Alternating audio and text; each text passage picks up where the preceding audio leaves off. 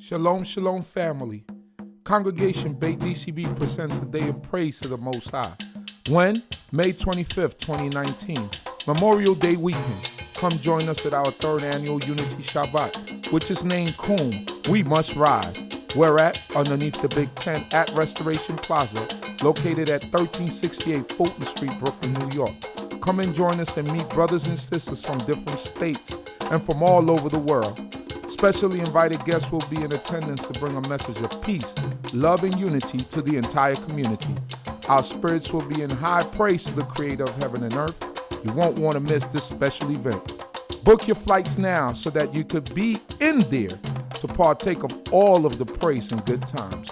Once again, Congregation d.c.b invites you to our third annual Unity Shabbat We Must Rise.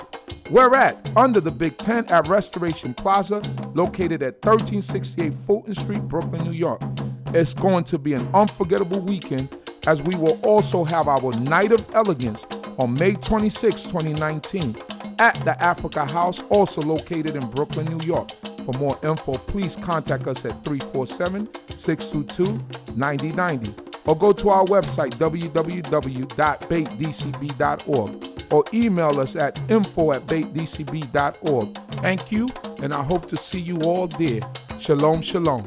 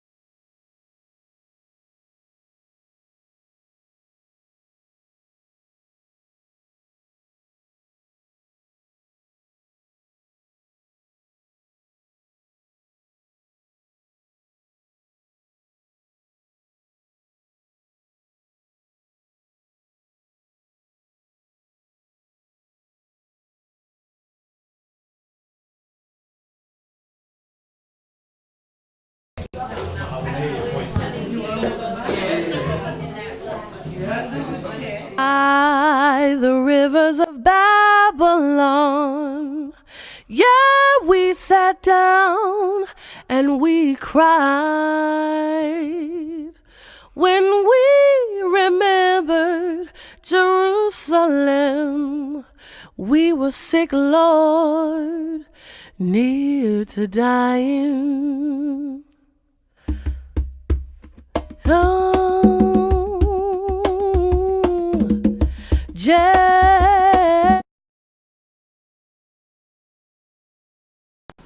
We thank you for the blessing that you bless us with, food, clothing, and shelter, knowledge of self, knowledge of each other, knowledge of who we are in these days of times. We pray that you be with our elders, the young ones, those that may be having children at this time, Almighty Yah. We pray that you allow them to come with a healthy delivery. We pray that you be with the sick of the house of Yisrael. We come before you, Almighty Yah, thanking you again for your mercy, for your guidance, for your protection, for not allowing us to have the harmful things happen to us, protecting our children as they go out to school, coming and going, that you allow us to drive on these highways and byways without any accidents happening to us. For all the things that we take for granted, Almighty Yah, we say, Torah Yehovah. For without you, we have no protection, we have no Savior, and besides you, there is no Savior. You are the great King of the universe, and we thank you once again for allowing us to see this holy season. We pray that you be with the rest of the people that may be coming into their last days now. We pray that you give us the chance to come together in unity, that you teach us the ways that we may go, so that we come together once again and be one people under you, one God, one nation. We thank you, Almighty Yah, for our elders. We pray that you be with them, that you allow them to go out and come in safety. We pray that you be with the young ones, that you keep their minds and their hearts as they go out into school, that you give them the strength to want to represent us and themselves and you first and foremost. We'll give you all honor and praise and glory, for besides thee, there is none else that we can call upon. You are the King of the universe, the master of the world, and besides thee, there is no else. All honor, all praise and glory to you forever and ever. Hallelujah. Hallelujah. Hallelujah. Amen. Amen. Well, amen. And I ask that the Most High God would be with Ima Emuna, and whatever that may ail her, I pray that the Most High God would heal you and keep you safe, keep you protected, and Ima Olive, and Ima Sarah, and all of our elders, our men, women, and children, for his great name's sake. Let us open up this afternoon service with a song called Of Thy Wondrous Works We'll Tell.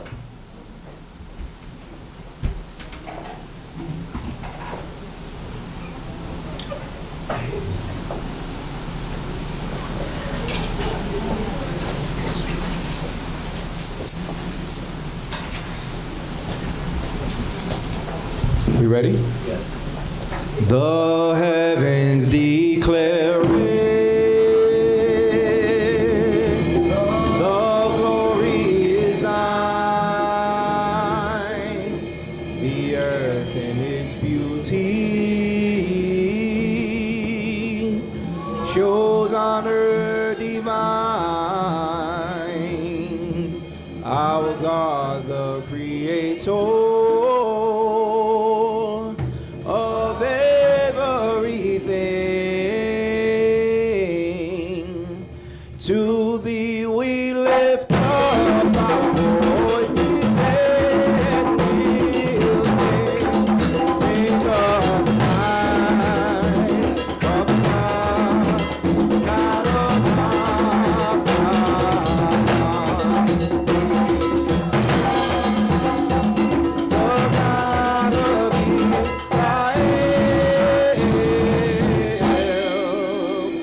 He made the top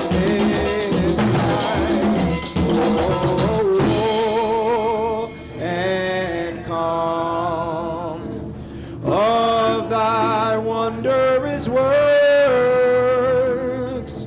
we'll tell, and when we do, we'll cry unto thee, for lo, when thou hearest, thy mercy thou sendest thine angel to show us the way. To thee we send our praises when we pray. Take our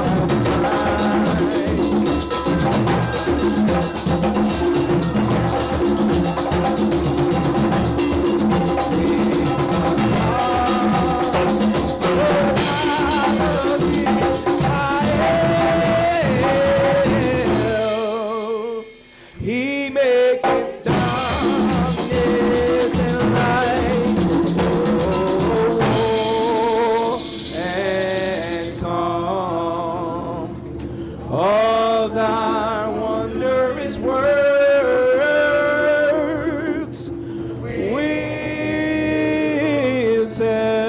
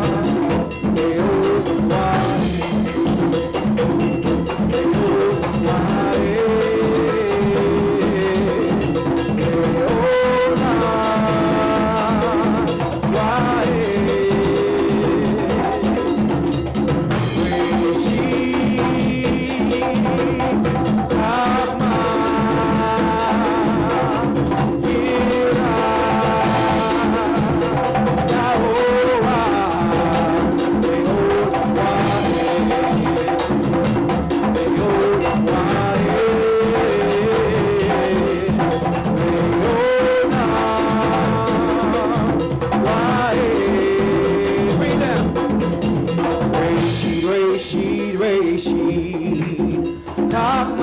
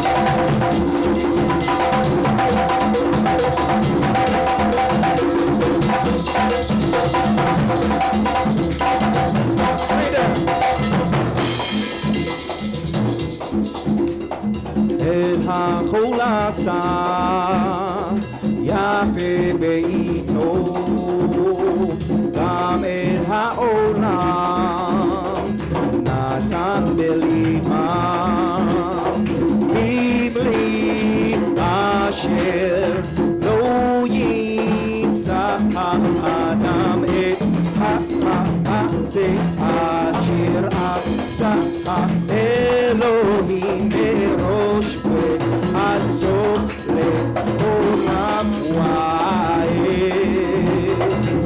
מראש ועד סוף לעולם ועד. הודו ליהוה כי טוב לעולם חס, הודו ליהוה כי טוב לעולם חס,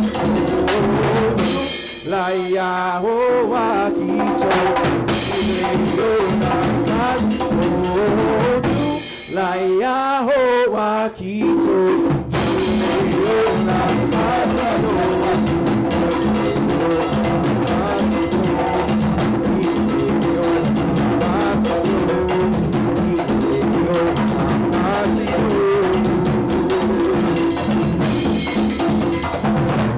הכל עשה יפה בעיתו, גם את העולם נתן בליבם, מבלי אשר לא ימצא האדם את המעשה אשר עשה האלוהים מראש ועד סוף לעולם ועד, מראש ועד סוף לעולם ועד. הודו ליהוה כי טוב,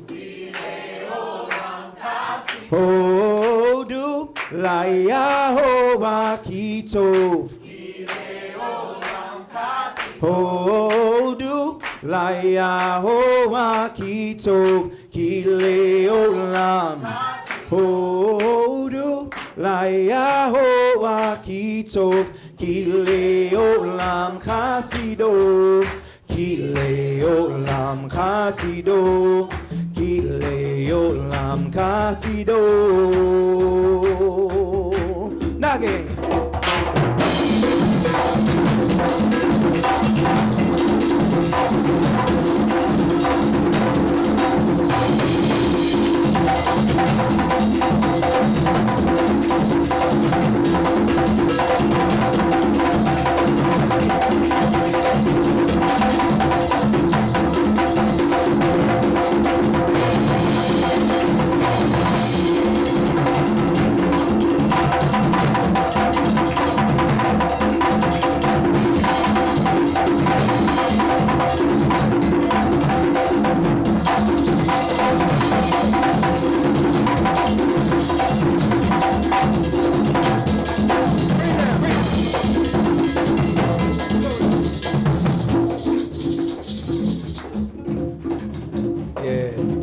slow it up for me. Bereshit, the first chapter, the first verse.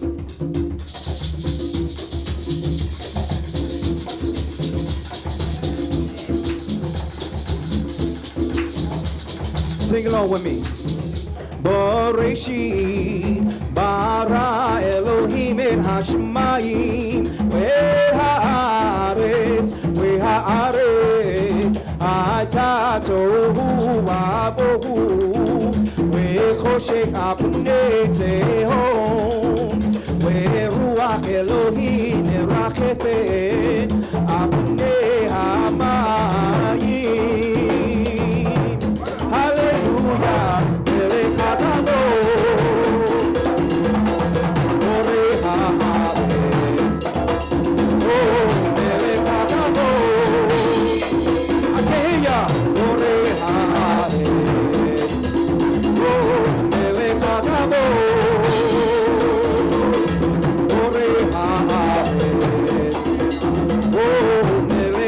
Oh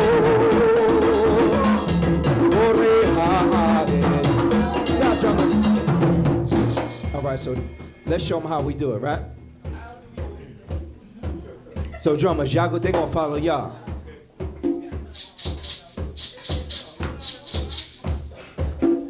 Bereshit, first chapter, first verse.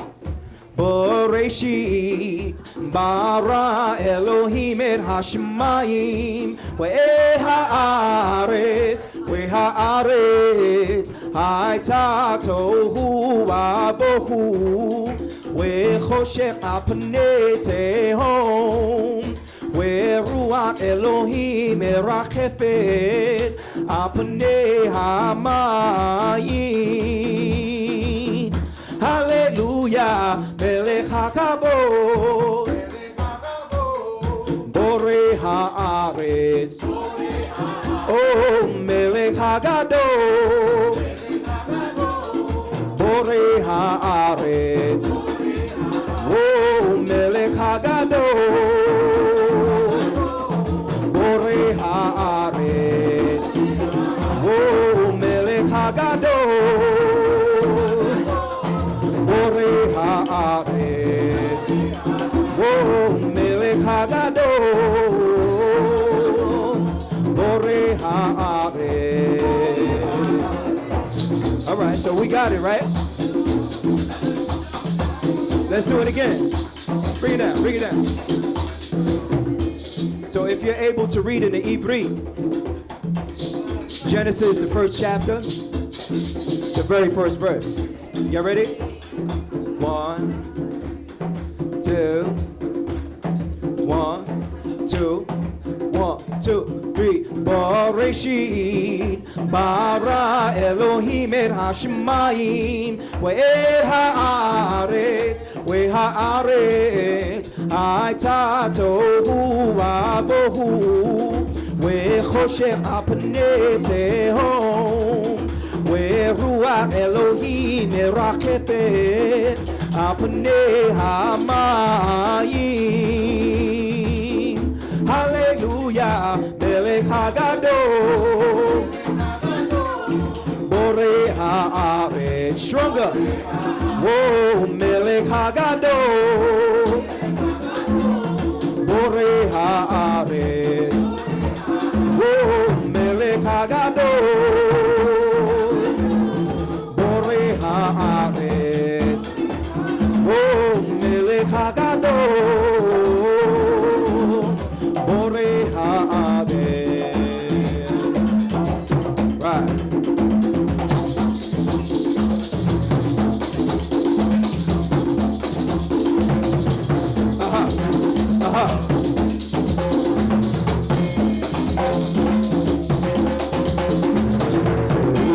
שערים ראשיכם ושאו פתקי עולם ויבוא מלך הכבוד. שאו שערים ראשיכם ושאו פתקי עולם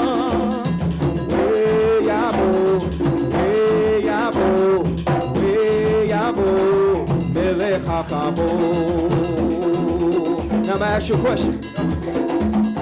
Mihu Melech HaKavod, Mihu Melech HaKavod, Ya Eloheinu, Ya Echad, Hu Melech HaKavod. One more time.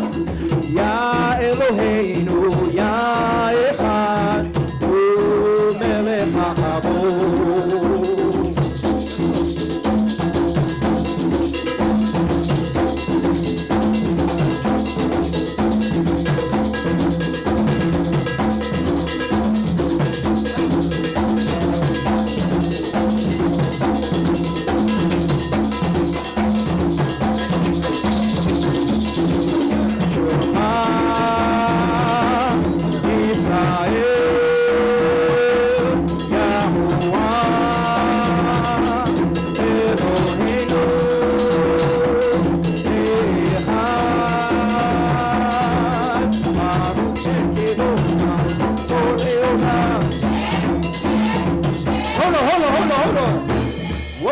Hold on.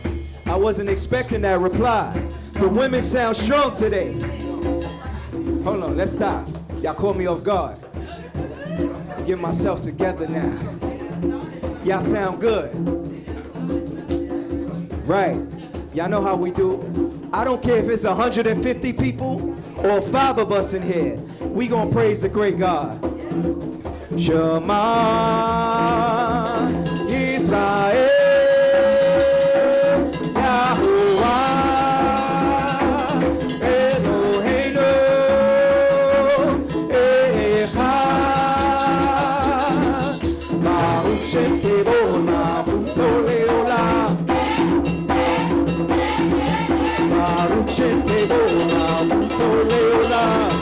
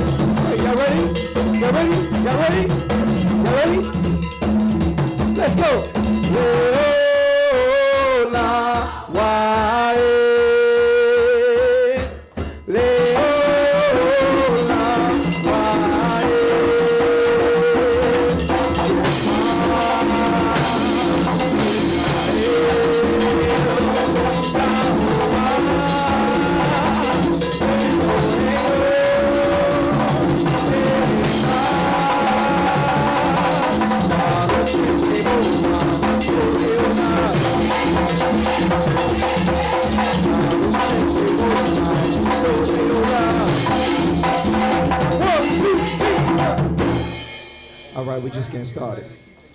Woo! He said he think it could have went faster.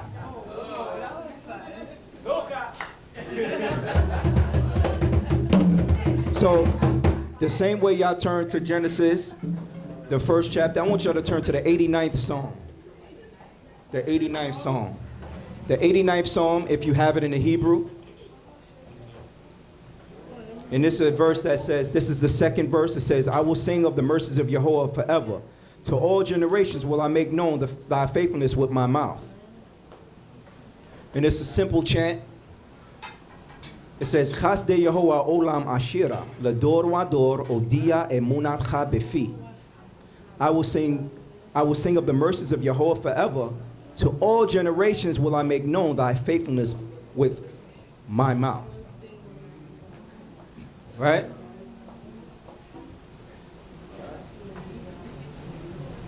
Let me get a downbeat.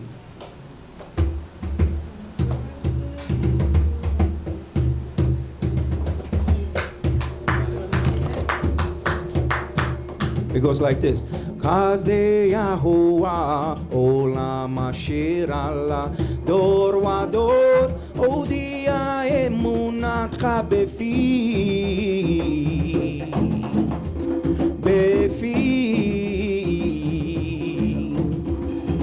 Chasdei Yahuwah olam olam asher ala dor wa dor odia emunacha befi.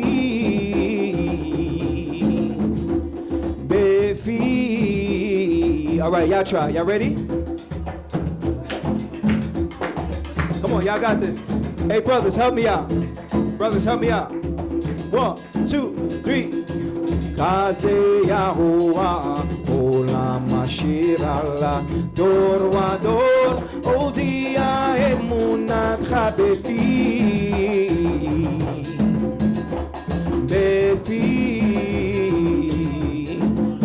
Again, it says, I will sing of the mercies of Yahuwah forever. To all generations will I make known thy faithfulness with my mouth. Come on, let's do it. Let's do it with no drums. No drums. Y'all ready? Kazde Yahuwah olam asher ala dor wa dor odia emunatcha befi.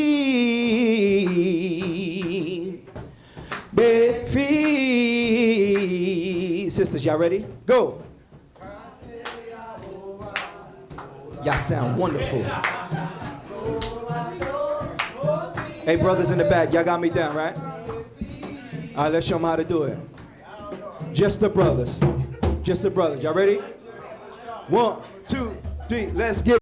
Kazde Yahuwah olam asher ala dor wa dor odia emunatcha befi.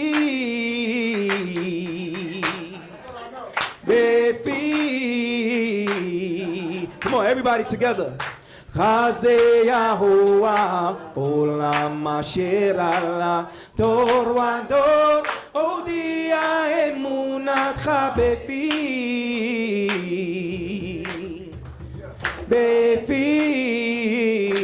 Come on, drummers, let's go. Kazde Yahuwah olam asher ala dor wa dor odia emunatcha befi.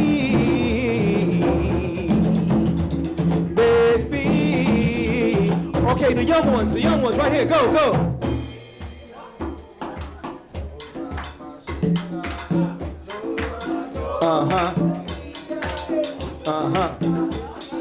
Hold on, we might have a special treat tonight. Hold on. I think we might have a special treat. I know of 4 young men. 4 young men. Yeah. Right. Y'all ready? Led by Syria, Elimelech, Micah, and Chayil. Y'all ready to do this song? We gonna follow y'all. Listen, what song are we reading? 133rd song. They gonna sing for us. They gonna start it off. No, listen. Y'all gonna start it off, and we gonna follow y'all. So come to the mic. Ain't no shyness with the Levites. Y'all know how we do it, man.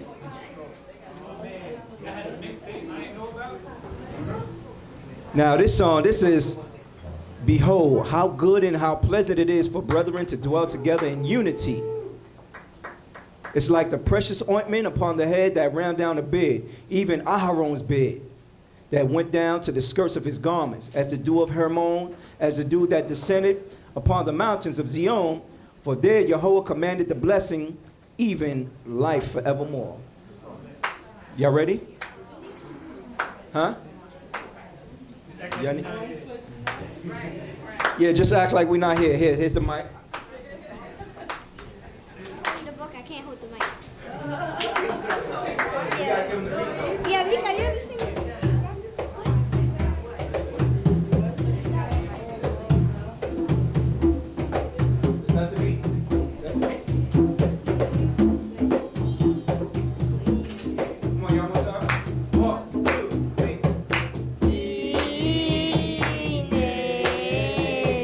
Wow.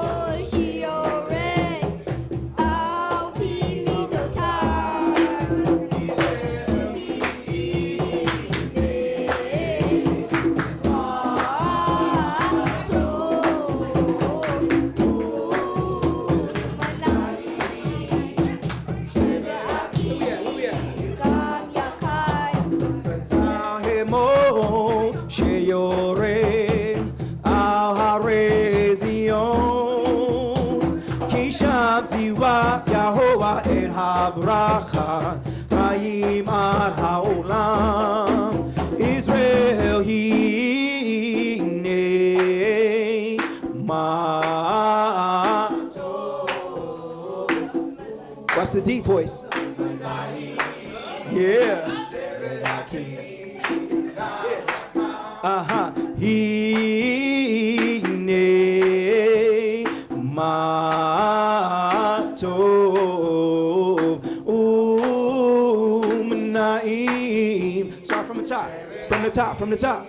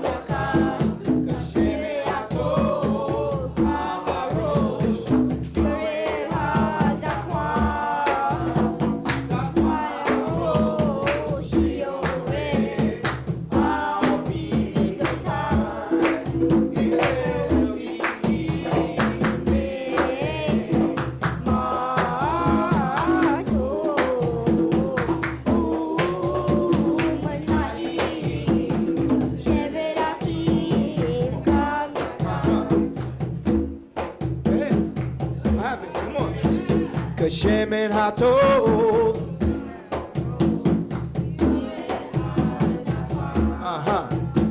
zakwan harosh, al pi mitotai, Israel hine ma tov umnaim sheberachim cham yacham chatzach emor sheyored al harei Zion ki sham tiwa Yahovah et habracha Chaim ad haolam Israel hine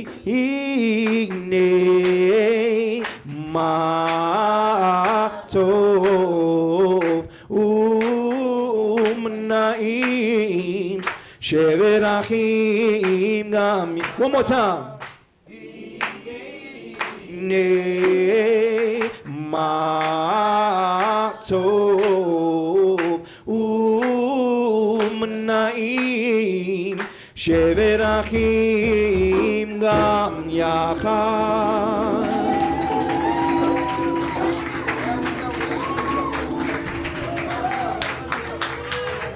Harold Melvin and the Blue Notes. Woo! Did you hear the deep voice though? He's like, my boy. Hallelujah. That was beautiful. Huh? They always saying, you're always singing songs that the people don't know. And that's why I told y'all, if you turn to the page with me, we can sing it together, right? So what y'all feel like singing? Can I get a request? Unity? I feel like we just did that one. Yeah. Let's sing something else. What's my name? Ima Sarah said, what's my name? You want the slow version, Ima? Listen, that's an elder. Yes. You want the slow version or you want the fast version? Let's do the slow version. That means y'all gotta help me out. Clear out your throats. Y'all ready?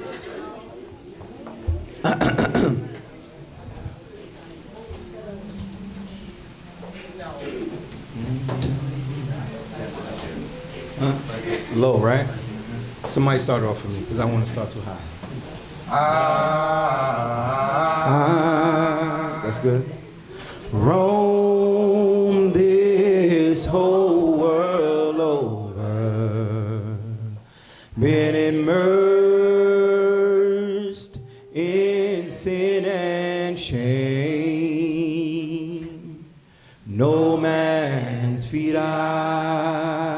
I've not been under. What's my name? I've been chained, whipped and beaten. Slavery is my only fame. Even my soul the nations plunder. What's my name? What's my name? Who could care? For none doth stand with me. I alone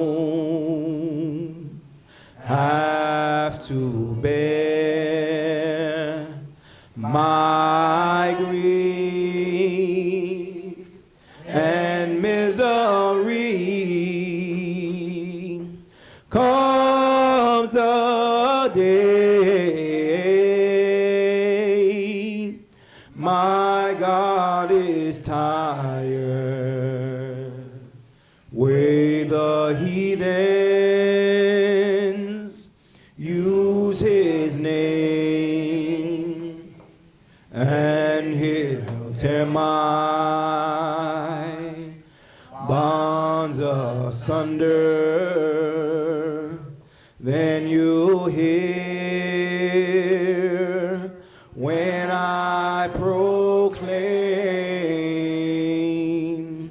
Then you'll hear when I proclaim. Yisrael, Yisrael, Yisrael is my name. Hallelujah. And Chief Ooze just sent in a request. He said, my time. Let's sing my time.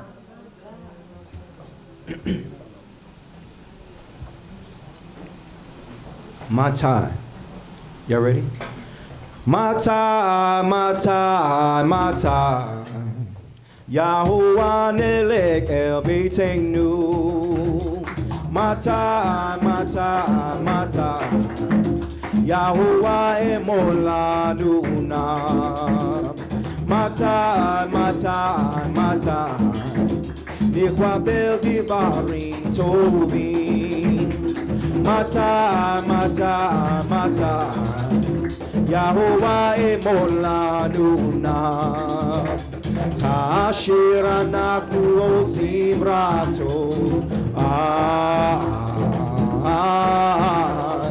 או אם אנחנו אלך יחד לעשות דברים ליהוה מתי, מתי, מתי נשוב למולדת מתי, מתי, מתי אם אנחנו נחום בחרוף מתי, מתי, מתי מתי, מתי, מתי מתי, מתי, מתי בחרוף Hallelujah. Yeah, I see my voice is going, right? Eh? Eh? What? What? You all may be seated. Thank you, the Most High God, for allowing us the voices that we have to praise His holy name. At this time, I'm going to call one of our brothers to read the psalms that are set aside for this Shabbat day. the 79th Psalm, the 121st Psalm, the 124th, and he will finish up with the 148th Psalm. As I will call my brother Rishon, Rishon ben Binyamin, to even come up and lead us in a psalm service. And y'all know how this goes. He reads one verse, and we read the other verse. Hallelujah. Baruch haba.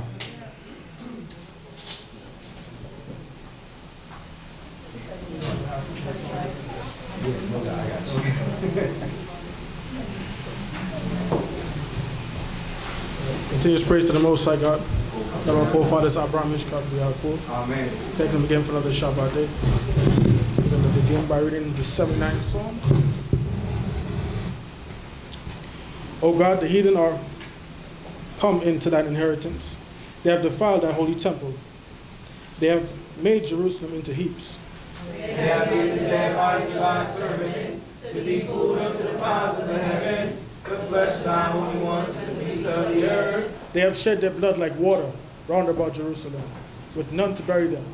We have become a taunt to our neighbors, a scorn and derision to them that are round about us. How long, O Yehovah, wilt thou be angry forever? How long will thy jealousy burn like fire? Pour out thy wrath upon the nations that know thee not, and upon the kingdoms that call not upon thy name. For they have devoured Jacob and laid waste his habitation. Remember not against us the iniquities of our forefathers. Let thy compassion speedily come to meet us, for we are brought very low. Help us, O Elohim of our salvation, for the sake of the glory of thy name, and deliver us, and forgive our sins, and that for thy name's sake.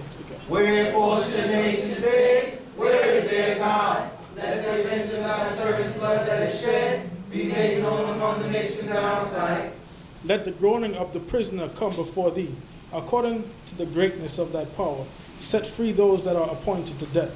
And render unto our neighbors sevenfold into their bosom, their reproach with their reproach, O Yah. So we that are thy people and the flock of thy pasture will give thee thanks forever. We will tell of thy praise to all generations. Amen. Psalms 121.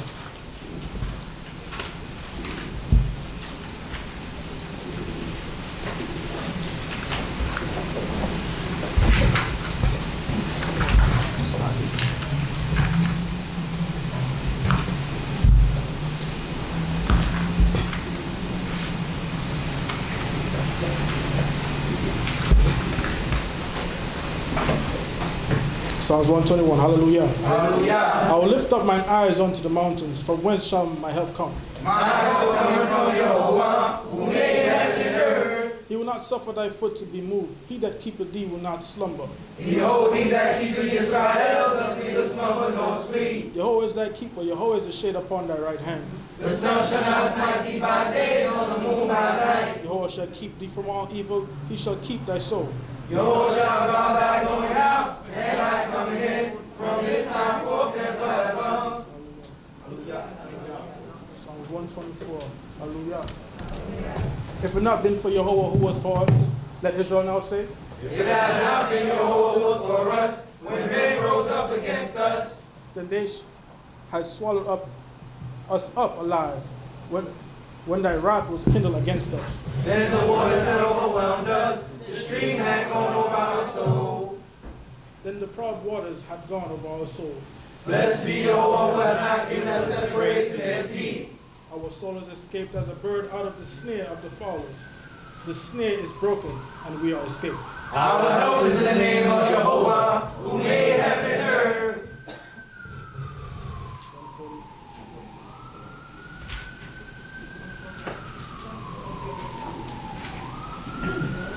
Psalm 148, hallelujah. Hallelujah. Praise Jehovah from the heavens, praise him in the heights. Praise him, all his angels. Praise him, all his hosts. Praise ye him, sun and moon. Praise ye him, all stars of light.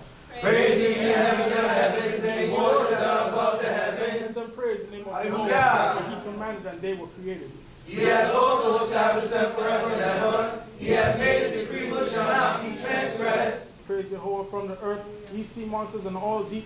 Fire and hail, snow and vapor, stormy wind fulfilling his word. Mountains and all hills, fruitful trees and all cedars. Beasts and all cattle, creeping things and winged cloud. Kings of the earth, and all peoples, princes and all judges of the earth. Both young men and maidens, old men and children. Let them praise the name of Jehovah, for his name alone is exalted. His glory is above the earth and heaven. And he hath lifted up a home for his people, a praise for his holy ones, even for the children of Israel, our people give unto him. Hallelujah. Hallelujah. Hallelujah. All praise again to the Most High God. Continue praise to his name, for his goodness, his mercy, and his love. I'd like to thank the Most High Yah for allowing us to go through another holy season. I'm thankful for this season because he allows us to remember he's a God that delivers from out of the house of bondage, out of Egypt, and he's the same God that could do it again. Right. We thank the Most High God for his goodness, and again, to continue to have compassion, continue to have mercy on us, and again, to be our guide, to be at our forefront, to be with him, and to continue to exalt his name, and again, moving forward as a nation. I thank the Most High God for his goodness. All praises to his name. Hallelujah. Hallelujah.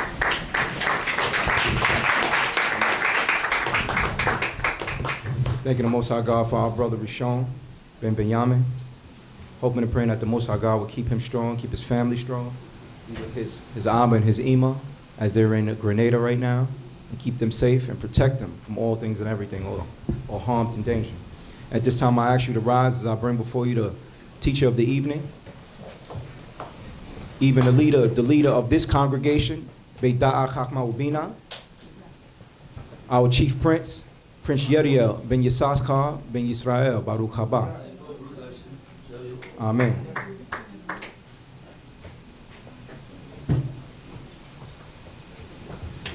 Hallelujah. Hallelujah. First and foremost, we give all praise, all honor, all glory to the King of the world, the King of the universe, to our Father. And to y'all I say, Shabbat Shalom. Shabbat Shalom. How y'all feeling out there? Hallelujah. It's a great day. Today was a beautiful day. It's been a beautiful week. I've had a beautiful life.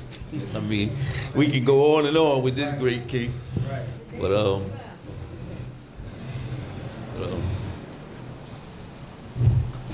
we had good teachings today. We had some very excellent teachings. What they spoke about, you know, is some good things. Even with that 1 Samuel thing, we that friendship, it was deep. I can't fix it. About to do karate on that. Give it a judo chop. Yeah. And one thing that Samaz Akar said, we have to try to, when we come up here, most of the words we saying, we've learned from teachers that were here before us. They've instilled things in us, and we'd be remiss if we don't try to pass that on to future people. And, you know, as he mentioned, Maury Michael and other teachers, you know, one great teacher that I had, I believe my first teacher, but I had a lot of teachers, but Chief Amos Ben Lewi, he used to always, from my youth, when I first met him, I must have been about 15 and 16, he was a great teacher in the whole aspect of the book.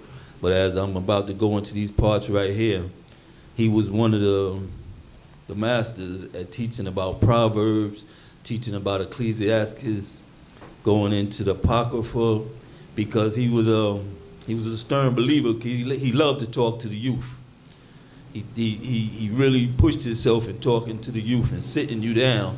And as a young person, you really don't understand why you had to sit there for 3 hours and listen to somebody talk. You know what I'm saying? But at the end of the day, as you grew older, you got to understand this. And when he went into the Apocrypha and to other books of wisdom, I mean, he could have easily went into the first 5 books, but he went into these books because as a young person, especially growing up in New York, there were so many things that you had to maneuver around. There were so many obstacles in your way. And this Apocrypha and books like this, it just gave you like a little more heads up. It gave you, you know, a little edge when you went out there. If you read this and tried to get some understanding of it, it gave you an edge on how this world is and how different people you're dealing with, you know, as a young man. because they say about most of us young men, young people in general, when you from like the age of 14, 15 to 21, that's your most, you real vulnerable then. You know what I mean? You're susceptible to a lot of things, and there's so many things out there that can catch you. You know, when you're coming out of junior high school and you're getting ready to go into high school, and you know you're new there, so you go in there now. You got your first summer job, and your mom say, "Listen, you go out. You know, you can buy you something. You know, for school and stuff." And you know, you done met some people in school, and you come home and you done laid all the clothes out on the bed, and your mom's be like, "What you buy?" "It's right there." I said, "What?" "That's all black. Everything on the bed is black." But you done met some girl in school or some guy, and they into this thing, and you know, all we wear is black, and all we do, and you know, your friend done got you involved in this thing, and that's what happens. And this is a time when your friends become more of the people you listen to than your parents. You know, when you was the baby and all of that, your parents say everything, but you get to that age where you're like, "Mom, I got this, huh? Oh, I got this, Abba." But your friends is giving you the little information now. So these words of wisdom is just words that we can go through, and she almost used to sit down with us and talk with us about this, and it gave you pretty much an edge. So we're gonna start off in the Apocrypha in chapter 9. I'm sorry, not in the Apocrypha. in the Tanakh, in the Proverbs, chapter 9. Proverbs, the 9th chapter.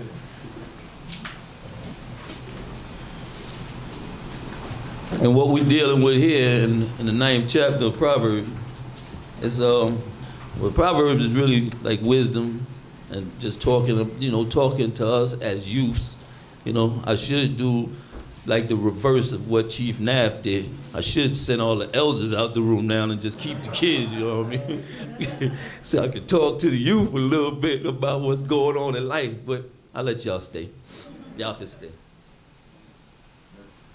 Yeah, so this part of Proverbs is wisdom, and what's basically happening in this chapter is we're getting some invitations. We're getting 2 invitations, one in the beginning, and we'll see later one in the end, and we'll see what this is about. Kamshi. Proverbs chapter 9, verse 1. Hallelujah. Hallelujah. Wisdom hath builded her house. She hath hewn out her 7 pillars. She hath prepared her meat. She hath mingled her wine. She hath also furnished her table. She hath sent forth her maidens. She calleth upon the high places of the city. Whoso is thoughtless, let him turn hither. As for him that lacketh understanding, she said to him, Come, eat of my bread, and drink of the wine which I have mingled. Hold on. Okay. Like I said, this is an invitation to wisdom's banquet. Wisdom has put forth a banquet for you, Israel. Not so much as in food, but in wisdom and in knowledge, and in trying to get the understanding of what's in this book that the Most High has left on record for us. So the wisdom is saying, look, the book is open, people.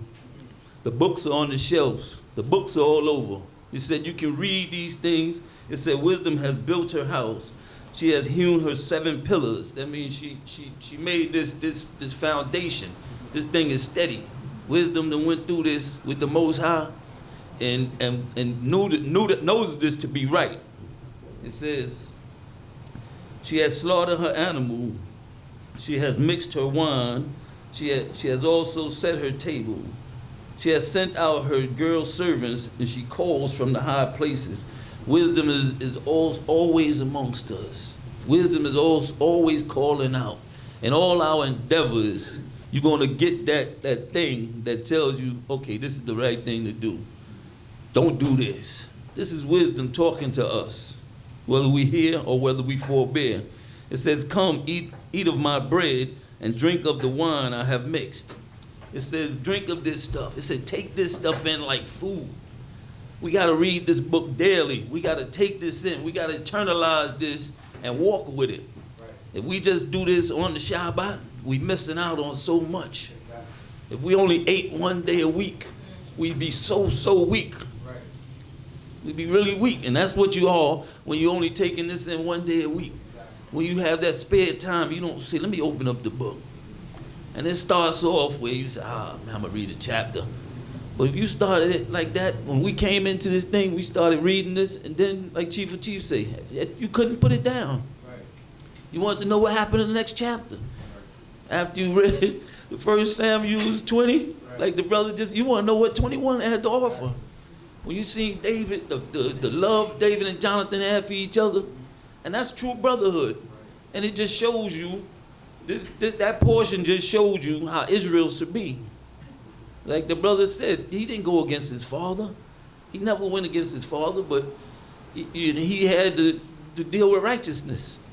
He was raised on godliness. So this is what this book teaches us. Come shoot. Verse 6. Forsake all thoughtlessness and live, and walk in the way of understanding. It said, lay aside immaturities and live and walk in the way of insight. And that's what this book gives you. When you enter this book, even at a young age, you so much more mature than your friends. You know so much more. You got so much more insight. And that's what we need. We start with this book, we learn other things in life. But when you get this insight, it's like when you're talking to people, you know how to talk. Right. You know how many people out there right now that don't know how to communicate, don't know how to talk? Right. But when you read this, you got something to say. You know how to talk to people. If you got to start off with God said, God said. And that's what wisdom does. That's what opening this book and drinking it, eating it. Make this your nourishment, your shield. Come see. 7. He that correcteth a scorner giveth to himself shame, and he that reproveth a wicked man, it becometh unto him a blot. Reprove not a scorner lest he hate thee. Reprove a wise man, and he will love thee. Okay, now we went from wisdom's invitation to wisdom showing you like the do's and the don'ts. Right. In these next few verses, you're going to hear some do's and don'ts. So wisdom just letting you know a few things. It says, whoso correcteth a scorner winneth abuse. If you correct a scorner, a scuffler, only thing you inheriting is abuse. They gonna hate you. They gonna hate you for telling them what's right. Right. Your people out there that you may deal with that knows nothing about this. When you start telling them about law and telling them about showing your nakedness, and they, who she thinks she is? Right. Telling me how to dress, telling me how to do this. Mm-hmm. Who he think he is? Telling me pull my pants up. Right. It's the style. But they're going to hate you for trying to do the right thing for them. But as we go further down, it says a scorner who is rebuked will hate you. The wise, when rebuked, will love you. Those of wisdom, your brothers and sisters, your alikes, those who read like you and think like you, when you tell, your slip is hanging, something, when you correct them, they love you for that. When your correction is in the right manner. When you pull a person to the side and not blow them up in front of everybody. Right.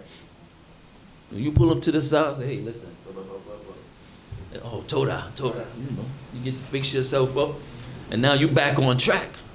And they say, that's all right, sister. That's all right, brother. Because, I thought me and him wasn't really like that. And he had his chance right there. He could have shot some shots, but he called me to the side and said, hey, Prince, thus and thus and thus. And you like that kind of rebuke because it makes you a better person. 9. Give to a wise man, and he will be yet wiser. Teach a righteous man, and he will increase in learning. It said, give instructions to the wise, and they will become wiser still. Teach the righteous, and they will gain in learning. Those who are wise or dealing with wisdom, you say you give to them. You run across a nice book, something that's giving more wisdom. You say, hey, I think you should check this out. If you got the cassette for it, sometimes you buy it. Yo, check this book out I was reading. Right. I think you'll find this interesting. And that's in knowing your brother and sister. Right. He said, look, I know that he like these. That's what Chief of Chief. He used to always bring me a apocrypha. He bring me, because he always taught us that you can read the same book, but sometimes the writing is different. The wording is different.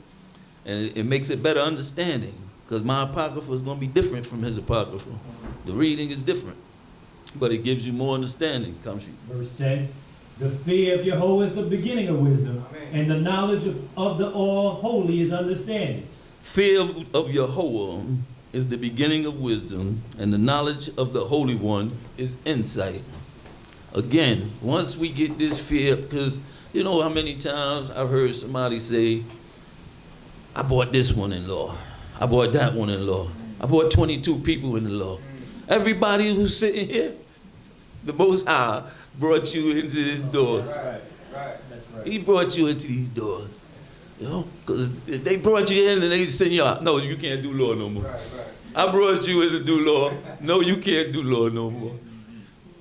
But the Most High sent you. He may have been the vessel, you know, that gave you some insight or whatever. But the Most High sent you to try you. He's seen something in you that you may not even have seen in yourself yet. But he's seen it. And it says, and the knowledge of the Holy One is insight.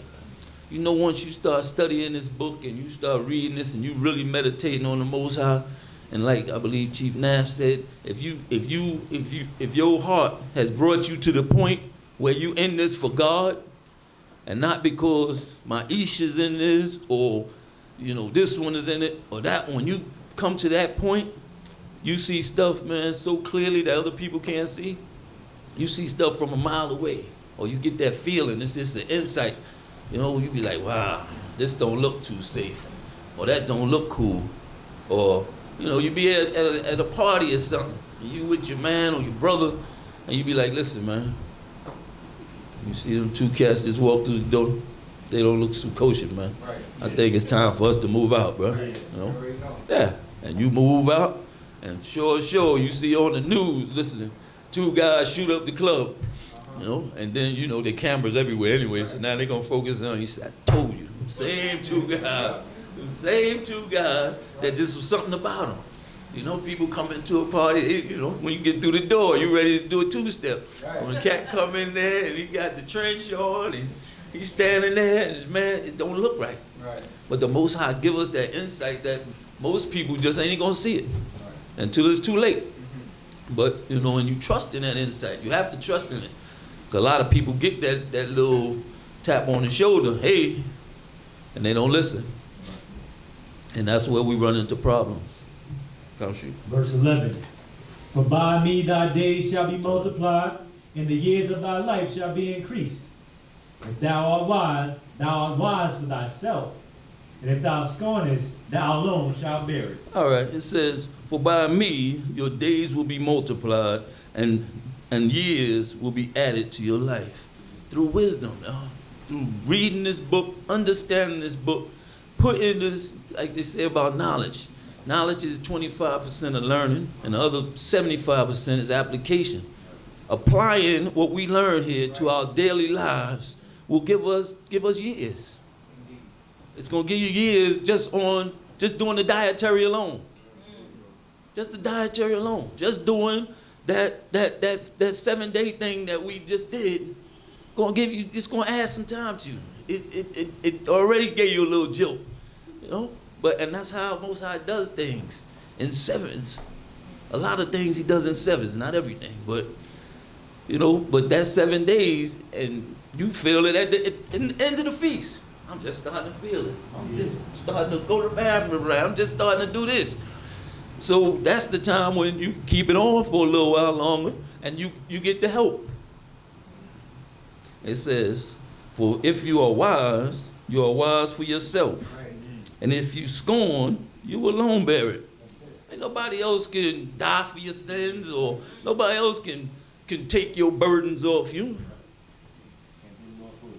Yeah, when you do this in the right manner, you're doing it for yourself. So don't cheat yourself, because that's the only person you'll be cheating. It says when you inquire, when you sneak out. He said, if you are wise, you're wise for yourself. If you know, all right, that block right there has always been trouble. And you know this. You know this to be a fact. That's wisdom. But I'm gonna check. I'm gonna go down there. I'm gonna try it one time. I feel good. Ain't nothing gonna happen. That means you going against what you know to be right. He said, and if you bear the scorn, you alone gonna bear it. If you rob somebody, you murder somebody, you kill somebody, I'm not going to jail for you. You alone gonna bear your burden. All right, come see. Verse 13. The woman folly is riotous. She is thoughtlessness and knoweth nothing. And she sitteth at the door of her house on a seat in the high places of the city, to call to them that pass by, who go right on their ways. Whoso is thoughtless, let him turn in hither. As for him that lacketh understanding, she saith to him, stolen waters are sweet, and bread eaten in secret is pleasant. But he knoweth not that the shades are there, and that her guests are in the depths of the netherworld. Okay, that's that other invitation. I said there was 2 invitations. The first 6 verses was wisdom inviting you to banquet in the knowledge, wisdom, and understanding that is put forth to us, that's on record. But then you have a second invitation. That invitation comes when you don't want to do wisdom. And again, this is wisdom or a teacher talking to younger people. You know, because you out there now. The book is open, but you don't want to use the book. So now folly invites you to their little thing. Right. You know? And when they say the woman is just, you know, it's the enticement of it. It says, the foolish woman is loud. She is arrogant and knows nothing. She sits at the door of her house on a seat at a high place of the town. Okay, just like wisdom sits at the high place calling out. The folly calls out to us. Right. Folly is looks just so enjoyable. That's right. All this ignorant, silly stuff that's going on out here right now. Young people get sucked into this stuff. People get sucked into surfing trains and doing all kind of stupid stuff. Right.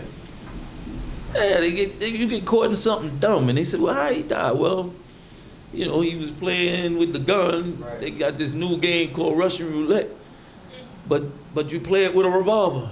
I mean, not with a revolver, with an automatic. Wow. How you play Russian roulette with automatic? Once it's in the chamber, it's in the chamber. All the fun is gone out that game. That's a one-time deal. But this is what folly will invite you to. Something that you know is so stupid. Something, you know, like back in our days, when I was growing up, you know, we had people who did stuff. You had like the dope fiends and different stuff, you know, but they would always tell you, look, shorty, you know, you walk downstairs and you might see them, you bust them, you say, don't do what I'm doing. Right. You know, don't do what I'm doing. I don't never want to catch you doing this. If I see you out here messing with this stuff, I'm going to hurt you. They threaten you, but they doing it, but sometimes you get caught in stuff and you know it's a trap. If a mice could tell other mice, yo, don't come over here. Yo, this thing smells so good, and this cheese is, but don't do it. It's a trap. So they can tell you, because sometimes you're so deep in stuff, you can't get yourself out. But if you can help somebody else, but nowadays it ain't like that. People want to invite you to their thing, their folly. They want to tell you smoke some of this K2. Shorty, man, you coming out your clothes and you're bugging out in the street and you're hitting yourself, you're walking through cars like a zombie, and you want to invite people to that. And people are reaching out to folly. So this is what folly is saying. Listen, if you don't want to go to the wisdom party, come on over here. Come on over here. There's plenty of room. It says, calling to those who pass by, who are going straight on their way. You can listen. When you go out in the morning, you have no intention of doing some things, but folly and all that stuff is just waiting for you from the morning, from when you open your eyes and get dressed and go out that door, going to work. Y'all young cats going to school. How many times you was going to school, man, and you see that cat and you be like, yo, we going to school. I mean, that's like a given. I'm going to school. Yo, come on, man. Let's play hooky. Let's go over here. Listen, and I mean, and you know, for the life of you, be like, well, okay, what we gonna do? We're gonna hitch the bus. All kind of stupid stuff that you know is dangerous. And sometimes people think that that's fun. Others say, nah, I got a test today. It's Tuesday. I got a test today. But you got to find ways to battle that, because you have those people out here, and Most High sends that test just for you. The test ain't for nobody else. That's your test. When somebody come on, hitch the bus. You know, you live in a big building. Where we gonna hide our book bags? Put them under the steps. How many times I'm coming out my house and look under the steps and see all kind of kids' book bags with their names in there, the address, the door number. You hide it in your own building. Put them under the steps. Nobody looks under the steps. But that's the things we do. It says, he said, you who are simple, turn in here, and to those without sense, and to those without sense, she says, stolen waters is sweet, and bread eaten in secret pleasant. You gotta make this thing look good. You gotta make foolishness and folly look good, look exciting, look like something you want. You gotta package it right. Come on, stolen waters are sweet. Water's water. But you got, you know, but and it said bread eaten in secret is pleasant. You got to just make it seem like y'all doing something that everybody else ain't doing. Right. You know, we better than them. We, you know, we the elite crowd. Right. Yeah. It says, but they do not know that the dead are there, and that the guests are the depths of Sheol, the grave. You don't know that them things that you're doing, all the folly, is just killing you. Like wisdom said, it add years to your life. Folly kill you, and you don't know when it's gonna happen. You don't know. So you have to really get away from all stupidity and all of these things that don't make sense. That, like, when you go out there, I mean, we all come to a time when we want to, you know, be of that. I got this, Ima. I got that. But you gotta really have it. If I trust you to have it, if I've been talking to you all these years, you'd be like, come on, Hobbs. You tell me that every time I go out. I tell my sons, be careful. Every time you go out. 30-something, 20-something, almost 30, the other one. Be careful. And I drill it, be careful. It's a couple of words, but I want you to take that in. So when you go out there, be careful. See, this is messages about wisdom. The next part we're going to read, we're going to the Apocrypha for real this time. And I want to go to Esdras. I want to go to chapter 3. First. No, I know a lot of y'all, again, don't have the Apocrypha. You know, but that's where our listening skills come in at. And chapter 3, okay. And this is more about like challenges, and you know, we all go about things, and you know, my car's better than your car, and this and that. So, and back in these times of King Darius, you know, when Israel was underfoot, you know, we stayed underfoot a lot more than we stayed at the head. Right. You know, so we always had some people up over us, and we all know the reason for that. We just didn't do that which was right in the Most High's sight. So in this time here, we had a couple of fellas who wanted to make a little challenge. You know, they was underfoot, but they had a good position. So as you read, I'll explain. Come shoot. First Ezra chapter 3, hallelujah. Hallelujah.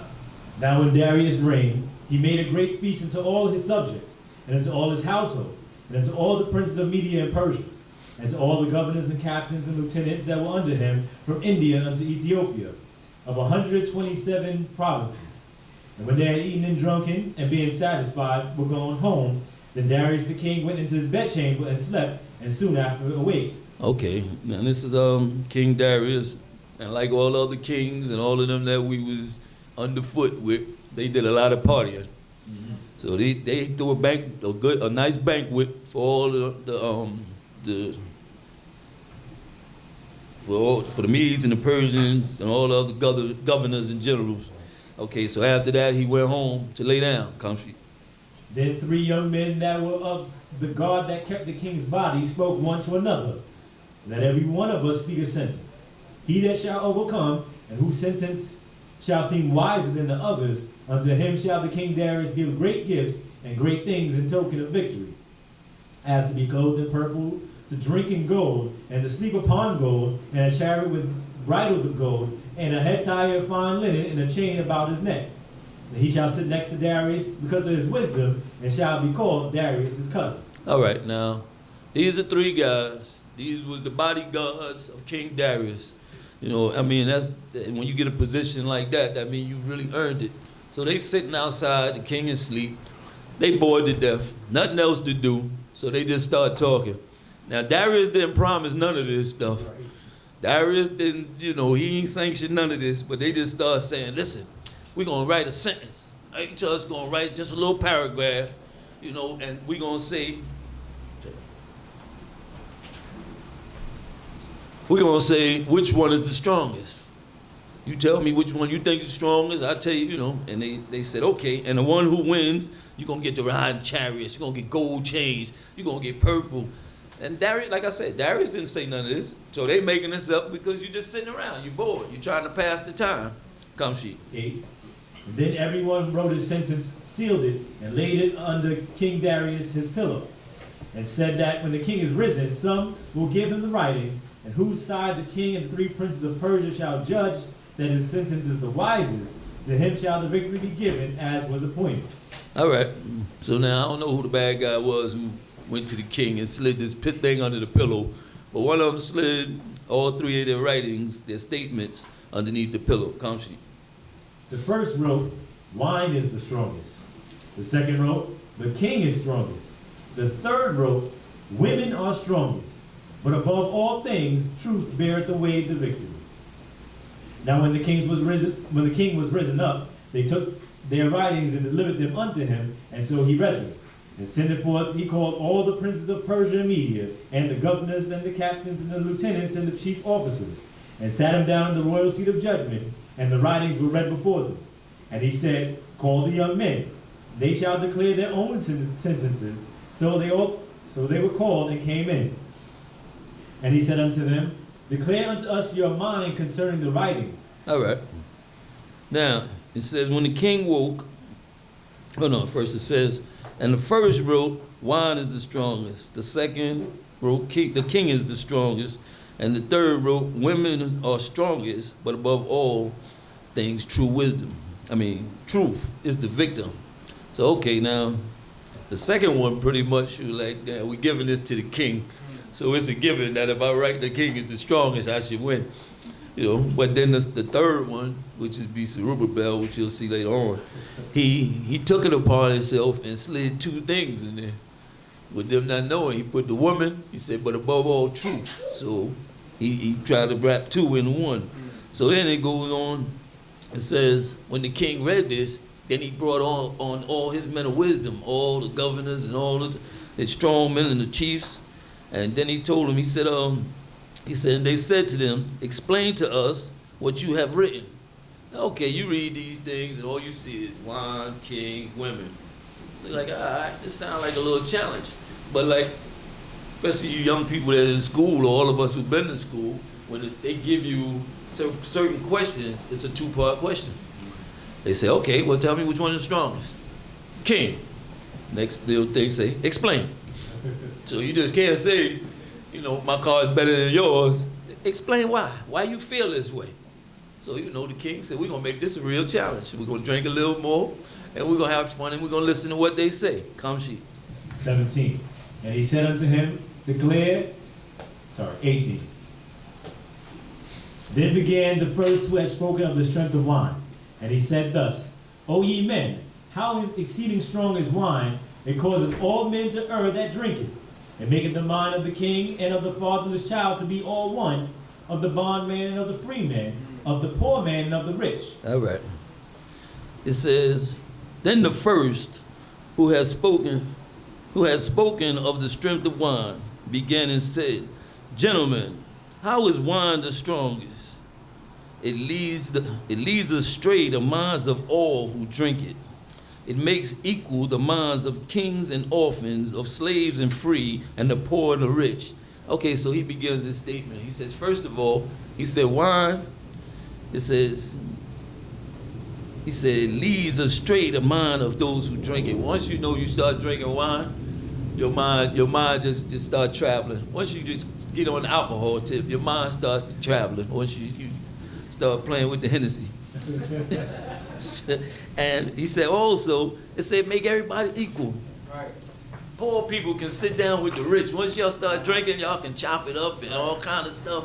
You know, the king, it said the king with the orphans. King sit down and drink it. Once you done had enough drinks in you, everybody's cool. You know, you cool with everybody. That's my man's and everything. You ain't know him but 30 minutes. That's my man. Give him whatever he want. That's my main man. Give him whatever he want. It's on me. Yeah, once you get that drink in you, come she. Verse 20. It turns also every thought. Rich forgets kings and satraps and makes everyone talk in millions. You forget that you talking to somebody who can have your head. You forget you talking to the king because you drunk. You know, oh man, you put your hand all over. You know you ain't supposed to be touching him. That's you know we peoples and this is what alcohol does. Come she. 22. And when they are in their cups, they forget their love both to friends and brethren, and a little after draw out swords. When you in that cup, when you start drinking and babbling on and running your mouth and somebody say something, you forget that's my main man. We grew up together, all of that. Nah, man, we're gonna fight. You should have never said that. Look, you be wanting to fight your homeboy, your main man, your pops, your sister, anybody. You just want to fight. That alcohol give you courage you ain't never had. You forget you don't know how to fight. You forget you ain't no tough person. If you just want to battle anybody, let me go. If you try to come on, hold you back from killing yourself, get off me. Listen, that alcohol just give you a false sense of security. It gives you that courage, that liquid courage they call it. And you just think you the baddest thing out there. You walk around in the street, took your shirt off and everything, walking around talking stuff. It's December. You done forgot it's snow on the ground and you walk around, kill everything. Kill iron, put a brick in the hospital. And that's what the alcohol do. But the count sheet. 23. But when they have from the wine, they remember not what they have done. O ye men, is not wine the strongest that enforceth to do thus? And when he had so spoken, he held his peace. And when when they recover from the wine, they do not remember what they have done. Now, how many of y'all done seen that one? When you first wake up, you got that little headache. That just remind you was drinking, but then you be like, wow, what happened last night? What did I do last night? You look at your knuckles to see if you had a fight. You look in the mirror to see if you won or lost. You say, yo, I'm getting myself together. And when I go out there, I'm going to see how people look at me. You know what I'm saying? They be looking at me strange. You know? And then you start talking to your homeboy or something. Yo, what happened last night? What happened? What'd I do? Huh? I wasn't that bad, right? You got to ask questions. You have no idea. It's called a blackout. You blacked out. You have no idea what you did last night. So this guy feeling like, listen, I mean, and he's an expert. When he's saying all this is obvious, he knows. And he's saying that's what he feels make wine the strongest. And when he ceased from there. Come see. Chapter 4. Then the second that had spoken of the strength of the king began to say, O ye men, do not men excel in strength, that bear rule over sea and land and all things in them? But yet the king is more mighty, for he is Lord of all these things and have dominion over them. And whatsoever he commanded them, they do. If he bid them make war, the one against the other, they do it. If he send them out against the enemies, they go and break down mountains, walls, and towers. All right, go ahead. They slay and are slain, and transgress not the king's commandment. If they get the victory, they bring all to the king, as well the spoil as all things else. All right. Now, this brother goes on, feeling he got the edge. He says, I say the king is the strongest. He said, gentlemen, are not men strongest who rule over land and sea and all that is in them? Okay, he said, look, man is the strongest person here, but he said the king, but the king is stronger.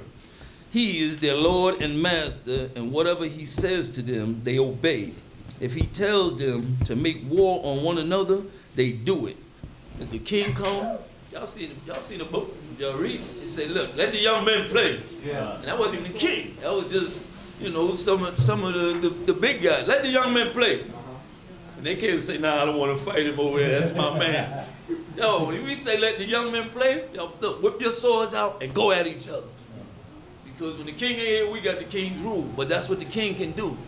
The king wants some sport, he'd be like, wow, I know Ray Sean and Dawid, they've been friends for 30 years. You see, get them in here, man. See, let them fight. I want to see them two fight, man. They've been walking together, smiling and all. I want to see them fight today. And they better fight for real. Right. And that's the king's power. Now, if you don't do it, then you die. He said, nah, that's my man, king. I don't want to fight him, man. No, you don't. So that's a disobey of a direct order from the king. Right. So it's a death penalty. So he's saying that's a strength. When you can get men to fight. He says they do it, and if he sends them out against enemies, they go and conquer mountains, walls, and towers. He knocked down all kind of stuff for the king. He says, and they kill or beat or kill. So they got killed or killed, and do not disobey the king's command. And if they win the victory, they bring everything to the king. Right. So when you go out and fight, and you conquer stuff, all that comes back to the king. Now he takes all the best of it, like the horn, like the Most High said, the women, the horses. King take all that and he kick you to scraps. Right. But the best comes to the king. Now the king ain't left his throne. He might have went out to the balcony for a while, but he ain't left his throne, and he gets the best of everything. He get the best of all that, and that's what the Most High told us. He said, y'all ask for a king, but you know what a king will do to you? Take the best of your women, the best of your horses, the best of everything. Right. Because he is our king. And the better we know that he is our king, the better off we are. We may have little leadership, people who do things out here, but Father is king, and we can never forget that, big or small. Where we at? 6. Verse 6. Likewise, for those that are not soldiers and have not to do with wars, but use husbandry, when they have reaped again that which they have sown, they bring it to the king and compel one another to pay tribute unto the king. And yet he is but one man. All right. It says, for y'all who ain't soldiers, y'all warriors who can't go out there and get me gold and silver and diamonds. He said, okay, y'all till the fields and y'all do all of that stuff. I ain't get my hands dirty. And y'all bring this stuff in. He said, bring all this to me. He says, and he tax y'all for all the stuff that y'all grow on y'all farms and all that. The king tax you. Right. He said, and yet he is only one man. The king only one man. Huh? That's like we used to say in the days. We used to stand on the corner, and one police, we bad, all this, but one cop come and stand on that corner. And everything just yo, man, it's 20 of us, man. It's just one of this guy, man. But now, being an officer, we didn't want to go overboard. We was young, but we wasn't that dumb. So he said, give us the corner. Give me the corner. You disperse. But this guy was one guy. Look, these guys who watch him in the bed, you can catch him sleeping and just take him out. But this is the power he had. As one man against all y'all, he barking out orders, and y'all wait till y'all get way, way out of his sight, like 20 blocks away. Yo, you hear this guy start murmuring against the king. Won't tell him nothing to his face. But when y'all get away from him, I can't stand that guy, man. I know he was wrong, but I couldn't even tell him he was wrong. It's one guy. It's the power one guy got over us when we ain't right with the Most High. Come sheep. 7. And yet he is but one man. If he commands to kill, they kill. If he commands to spare, they spare. And if he commands to smite, they smite. If he commands to make desolate, they make desolate. If he commands to build, they build. Whatever he say do, as the king, you do. Right. You kill, you let chill. If he say chill, you could be at your angriest. God could have just did you dirty, and you just want to take his head off. And by all rights in this book, you right. But the king said, yo, chill. Just let him, give him a pass on this one. A pass? This dude did this to my wife. He did that. King said, give him a pass. You got to give him a pass. You don't have to, but come sheet. Nah. If he command to cut down, they cut down. If he command to plant, they plant. So all his people and his armies obey him. Furthermore, he lieth down, he eateth and drinketh, and taketh his rest. And these keep watch round about him. Neither may one depart and do his own business, neither disobey they him in anything. O ye men, how should not the king be mightiest, when in such sort he is obeyed, and he held his tongue?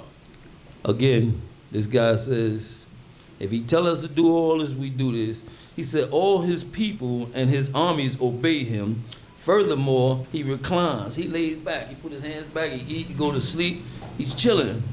He said, but they keep watch around him, and no one may go away to attend to his own affairs. You can't even attend to your own business when you're dealing with the king. With them 3 guys is watching the king, they can't say, yo, man, I got to run home, man. My Issachar is like 9 months pregnant, man. This baby about to come any day, man. I just got to be there to put the, man, you ain't going nowhere. King said, you a doctor? Huh? You ever delivered a baby before? You stay right here. King said, stay here, you stay here. You can't attend to your own business. When you watching over the king, when you serving the king, when you serving his leaders, you can't do your own business. Because the leader says, stay here. I want you to stay here, hang around with me until I go to sleep. Huh? Play that harp, David, until I fall out. And that's what you had to do. David couldn't even go back home to his own house. David, King Saul said, you stay right here with me. Huh? I like your style. You go back home to Jesse no more. Ain't that so? But that's what happens with the king, you know. And like in the movie with Malcolm X, the police told him, said, look, that's just too much power for one man. When Malcolm X told the people, all of them, he said, that's too much power for one man. But we're going to go a little further. 13. Then the third, who had spoken of women and of the truth, this was Zerubbabel, began to speak. O ye men, it is not the great king, nor the multitude of men, neither is it one that excelleth. Who is it then that ruleth them, or who hath lordship over them? Are they not women? All right, hold on. Now, we just talked about king, talked about wine, talked about Malcolm X and his power. But if any of y'all seen The Homecoming and watched that little documentary with Beyonce, now, that's a lot of power. Beyonce got a lot of power over what's they call the beehive. Yo, when the beehive get mad at somebody, yo, they got a problem. They got a problem. Beyonce people, her followers is watching that thing. She just up there dancing and that, and they in the audience crying. Oh. Guys, this is the dudes. I ain't talking about the girls. I give the girls a pass. The guys is like, oh.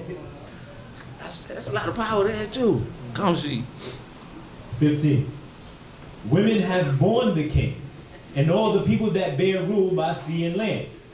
Even of them came they, and they nourished them up that planted the vineyards from whence the wine cometh. These also make garments for men. These bring glory unto men. And without women cannot men be. Okay. All right. It says, who is it then that rules them or has mastery over them? Is it not women? Women gave birth to the king. All right, so women carried the king for 9 months.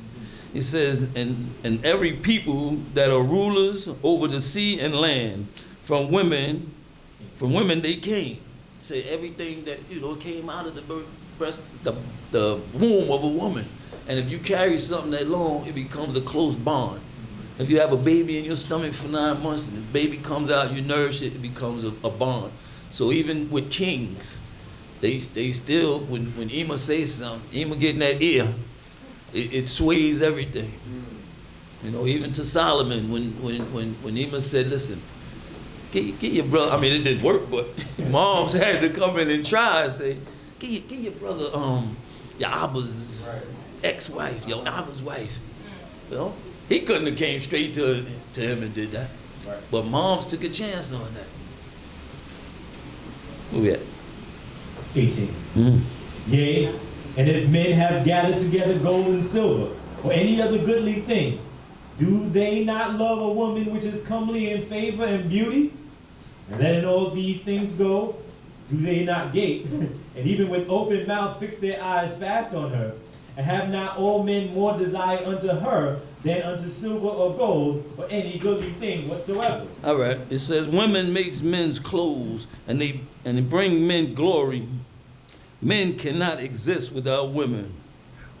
It said, if men gather gold and silver or any other beautiful thing, and then see a woman lovely in appearance and beauty, it said they let all those things go and gape at her. Listen, even with the king, when you go out to war for the king and bring back them spoils, and you going through the spoils, and you see this, you ought to kill this woman, and you see this gold thing with a nice ruby on it, and all that, you look around and say, nah, I'm taking this home to my Issachar. King ain't getting this. Huh? You risking your life to take a piece home. Right. See, I'm taking this, my Issachar look good with this chain on. King can get all this other stuff. I'm taking this home to Issachar. And it says, and when you gape at him, it says, and then sees women lovely in appearance and beautiful. It said they let all the most dangerous job, the crane is going up, and you see that girl go by summer day, you be like, wow. You forgot you got 2 tons up there. You got 2 tons in the air, and the only people working, and you like, oh my God. You stopped the other guy from working. Did you see her? Right. Did you see her? I heard. The whole job site stopped. Like it's break time or something. When she come by, you be like, wow. And then another one gonna come by. So, no work get done in there. Foreman say, everybody inside. We're gonna work inside today. But that's what they do for women, women of beauty. Come sheep. 20. A man leaveth his own father that brought him up, and his own country, and cleaveth unto his wife. He sticketh not to spend his life with his wife, and remembereth neither father nor mother nor country. By this also ye must know that women have dominion over you. All right, it says, look, you leave your house. That's like one of your primary things when I grow up. You know, I'm gonna get me a nice woman. I'm leaving home. I'm doing this. He says, you leave father and mother, the guy who reared you up, son who raised you, did all this stuff, to go to follow this woman. To listen. She said, look, I got a job. You know, I know we've been dating for a while, but this job is gonna make me go to California. Me too. We going to California. Well, you know, your parents over there, you know, you got to take care of your pops. He kind of, we going to work that out. We'll work that out some kind of way, but you going to California, I'm going to California. You say you leave country, family, everything. Comes. By this also ye must know, 22. By this also ye must know that women have dominion over you. Do ye not labor and toil and give and bring all to the woman? All right, again, like I said, you work that construction job, you work certain things, you take that check home. Us guys, those guys, not us guys, who not too good at managing money. You know, some of us are the managers of the money. Can I get amen? But a lot of guys, they work hard and they do all that and they take the money home because, again, like in the spirit of wine, if you don't take that money home, you're gonna blow that money. Now, I done see people going home from work and walk to a dice game and say, I'm just gonna bet a 20. Right. I'm just gonna bet one $20 bill, win or lose, I'm gone. They put that 20 down and throw a 6 so fast, make your head spin. Be like, oh, give me that 20. He said, one more. You know? And the mint look this thick, this. One more. And you just start betting. So most men, when they toil and they work and hard labor, they say, hey, Isha, take care of the bills, take care of this, make sure there's food in the house. I'm just going to take this 100 right here and go out here and do what I'm going to do. Yeah, to the dice game. Hopefully I win a couple of more 100. All right, where we at? 23. Gotcha. Yea, a man taketh his sword, and goeth his way to rob and to steal, to sail upon the sea and upon rivers, and looketh upon a lion, and goeth into darkness. And when he has stolen, spoiled, and robbed, he bringeth it to his love. You know how many guys right now are doing like 25 to life, doing triple lives, doing a 3 to 5 or whatever, or dead probably, for the love of the woman. I'm going out here, man. Look, my girl, man, she been on my back, talking about these bills, talking about I don't bring no money home. I gotta do this robbery, I gotta do this, and this is just because your girl is just in your ear, just for the love of your wife, just to make her smile, to please her. So I'm gonna bring some money home, hook or crook. Today, I'm going home with some money. I'm gonna rob somebody, I'm gonna steal something, I'm gonna do something. This for the love of a woman. Well, he said he faces lions and he walks in darkness, and when he steals and robs and plunders, he brings it back to the woman he loves. They say you face a lion down there, you say nothing gonna stop me. You go as the biggest cats in the world. Huh? You roll up in that bank with a water gun. These guys got machine guns. You go in there with a water gun and say, y'all gonna give me this money. And you might even squirt them. I'm trying to drown you. For the love of a woman. Come she. 25. Wherefore a man loveth his wife better than father or mother. Yea, many there be that have run out of their wits for women and become servants for their sakes. He lost as a lot. Some more lotters on the back of that. Men that have lost their mind over a woman. There wasn't no drugs involved. It wasn't no smoking, drinking, just for the woman. And if you fell in love and she really didn't love you, and look, you say at her door, you walk by her house day and night. I know people like that. Walk by the house, look at the window. No, she ain't gonna talk to you. There's nothing to say to you. They'll said it to you 100 times. We done. Got 12 order of protections out on you, but you just walk around and if I just had one more chance, you'd have had 20 chances. Just one more chance. People lose their mind over the love of their woman. Come she. Many also have perished, have erred, and have sinned for women. Look, we broken laws. It says, many have perished or stumbled or sinned because of the woman. All right, come on. And now, do ye not believe me? Is not the king great in his power? Do not all regions fear to touch him? Yet did I see him, and I pomade the king's concubine, the daughter of the admirable Bardicus, sitting at the right hand of the king. All right, hold on. All right, it says, many have perished and stumbled or sinned because of the woman. And now, do you not believe me?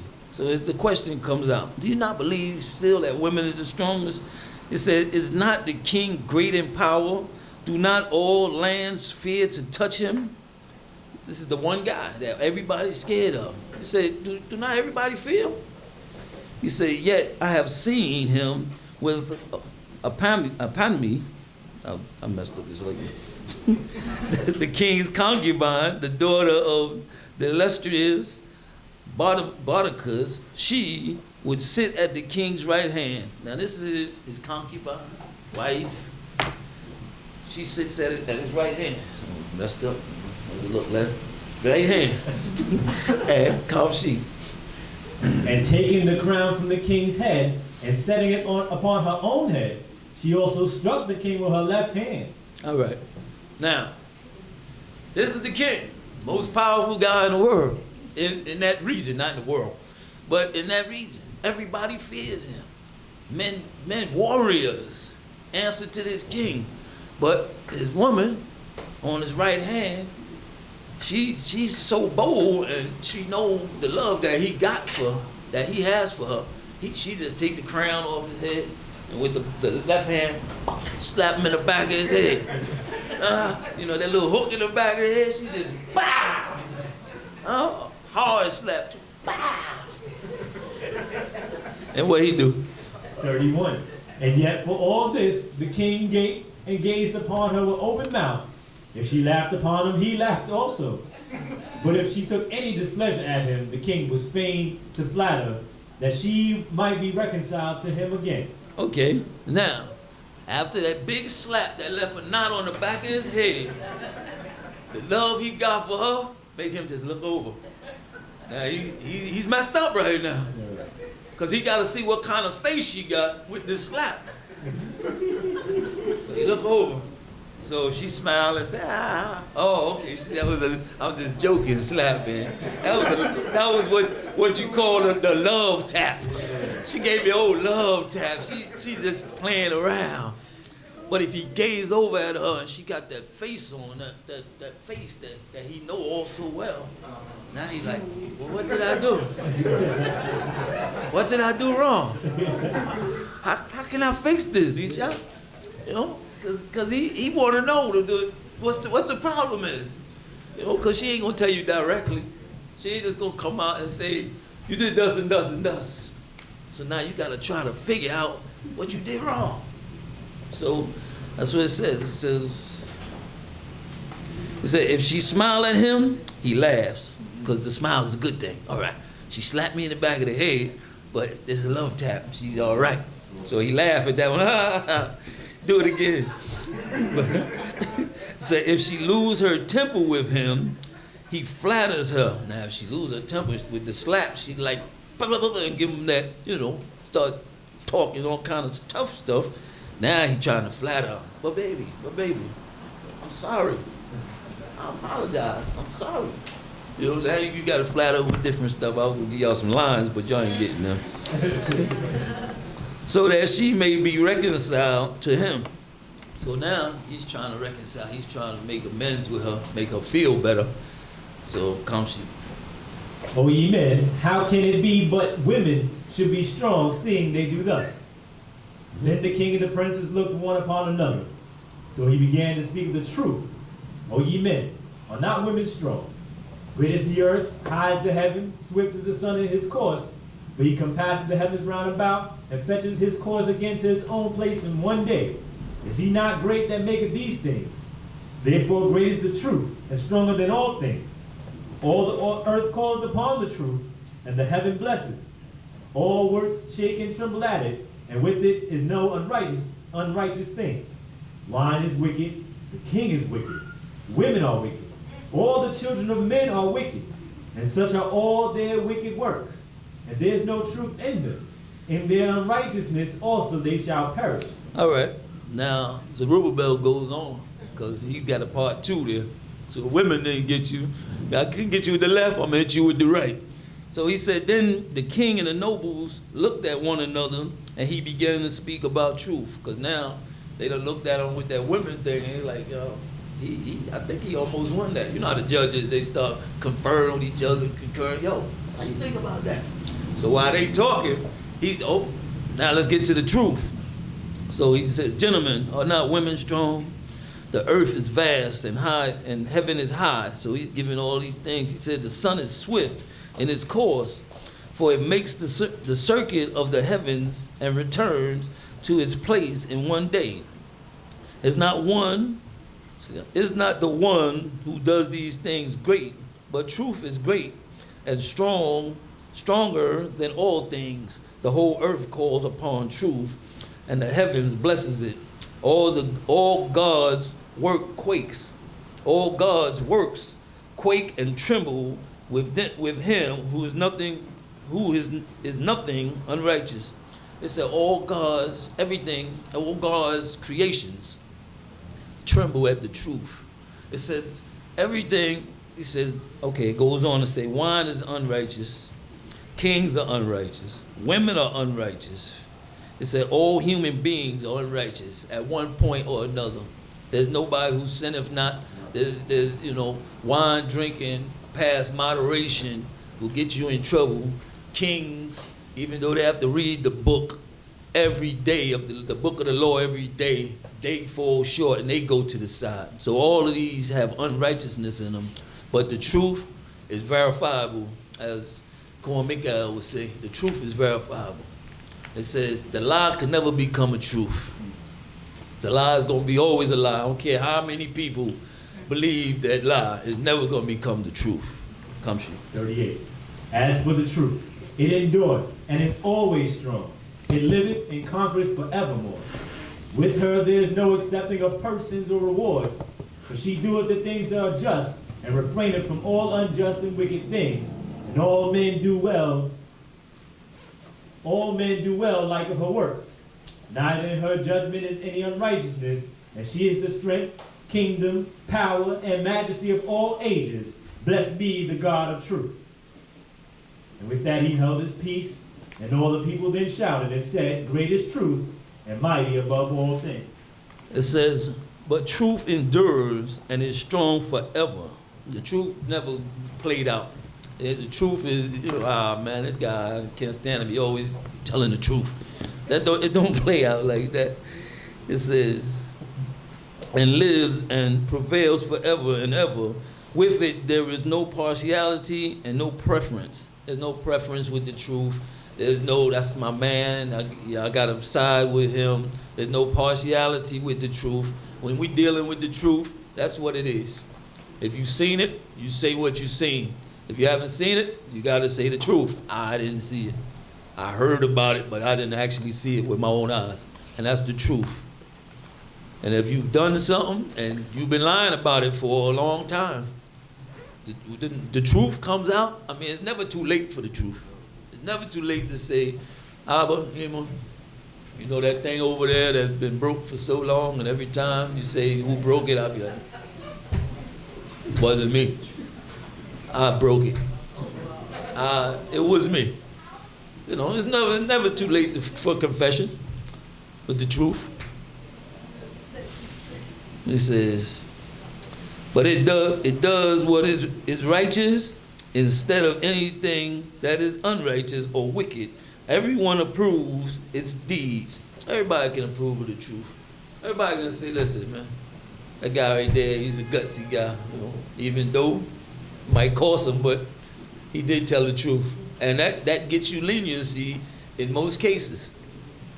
It says, and there is nothing unrighteous in its judgment. To it belongs the strength and the kingship and the power and the majesty of all the ages. Blessed be the God of truth. It said, blessed be our God, the Most High, who puts true things in this book for us to follow. It says, and when he stopped speaking, all the people shouted and said, great is the truth and the strongest. So people went with the truth. And as we go forward, that was one of the things that helped our brother Zerubbabel with his wisdom make the king ask him, what would you like? You get the gold and all that stuff that y'all made up, but what else would you like?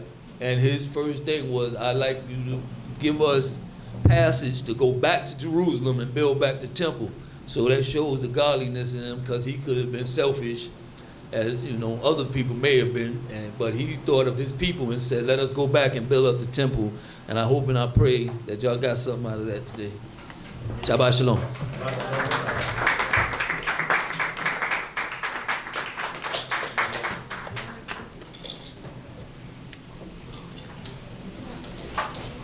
Thanking the Most High God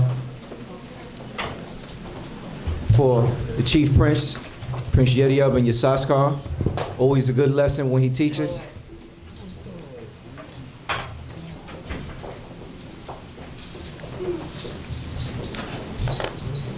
Hoping and praying that the Most High God has found us acceptable in all the things that we've done here today.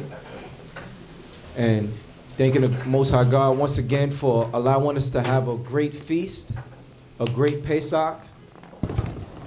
And I just want to remind you, there's always people out there that don't like what you're doing. They don't like you doing good. They don't want to see you doing good. Just remember, you got to avoid them. Don't get into arguments with them. There's always going to be people out there. Trust me. The Most High God's put them in our midst to test us. So stay far from them. As I say these words, I hope and pray that the Most High God will find me acceptable to say these words to you all, and that he will put a blessing on his great people, Yisrael.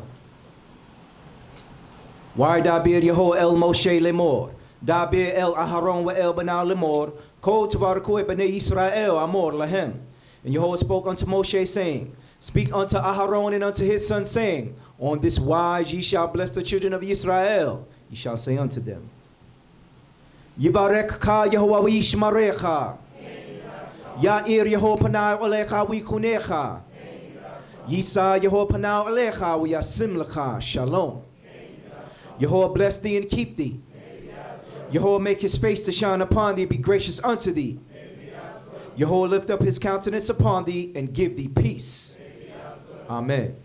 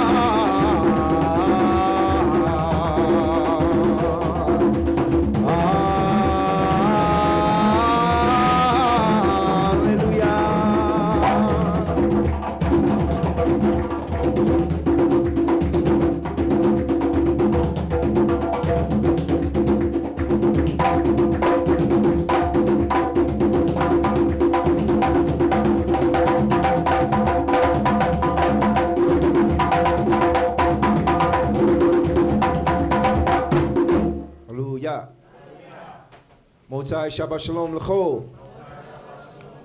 And I don't remember which rabbi said this, but he used to say, after every Chag Matzot, I declare chametz. Let's eat the way we used to eat. Don't go back to the junk. Oh, Cain, we have to count the Omer. We're counting for tomorrow. So we're counting, what? How do you say 8? Be'ivrit, Shemone. Okay? Y'all know. About to give y'all a Hebrew lesson, but I ain't gonna do it. When we count, generally we count in the feminine, right? Right? How do you say 8 in the masculine? Shemona. How do you say it in the feminine? Shemone. Okay, let's get it right. Y'all ready? Anachnu samachim la'asod et toratcha Yehovah. Al sefer et ha'omer ze et yom shemone. Hallelujah. Yom Tov. Shavua Tov. Announcements.